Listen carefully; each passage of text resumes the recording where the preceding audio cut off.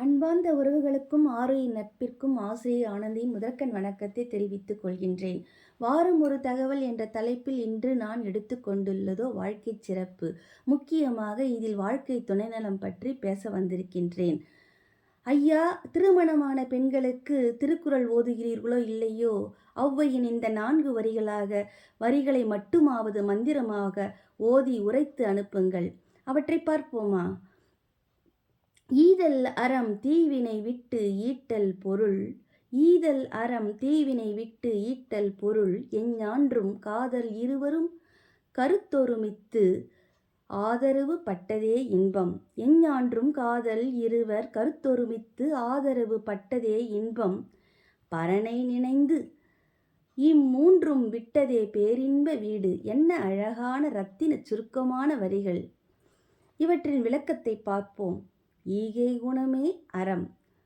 தீய வழியில் செல்லாமல் ஈட்டுவதே பொருள். காதல் இருவரும், அதாவது கணவனும் மனைவியும் கருத்து ஒருமித்து ஒருவருக்கு ஒருவர் ஆதரவாக இருப்பதே இன்பம்.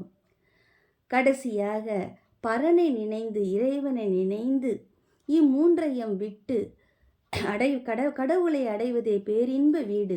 என்ன அழகான வரிகள் பாருங்கள்! கணவனுக்கும் மனைவிக்கும் இடையே சண்டை ஏற்படும் பொழுது முக்கியமாக நம்மை பெற்றவர்களையும் நம் உடன் பிறந்தவர்களையும் அவர்களை பெற்றவர்களையும் தயவு செய்து உள்ளே நுழைய விடாதீர்கள். பிரச்சனைகளை, தீர்வுகளை நீங்களே பேசி முடிவெடுத்து கொள்ளுங்கள். முக்கியமாக விட்டு கொடுத்து வாழ பழகிக் கொள்ளுங்கள். ஒருவருக்கு ஒருவர் ஆதரவாக இருங்கள். ஒருவர் மீதே பாரத்தையும் பலுவையும் சுமந்து விட்டால் வாழ்க்கை வெறுத்து விவாகரத்தில் தான் முடியும். ஆதலால் வாழ்க்கை என்பது பல நாள் வருடங்கள். ஆதலால் பரீட்சை எழுது பதவி உயர்வுக்கே பரீட்சை எனும் பொழுது, வாழ்க்கையில் நுழையும் பொழுது இத்தகைய இலக்கியங்களை படித்து நுழைந்தால் வாழ்க்கை சிறப்பாக இருக்கும் அல்லவா? ஆகையால் சிந்திப்போம் தோழர்களே. மீண்டும் ஒரு முறை நன்றியையும் வணக்கத்தையும் கூறிக்கொண்டு விடைபெறுகின்றேன். நன்றி, வணக்கம்.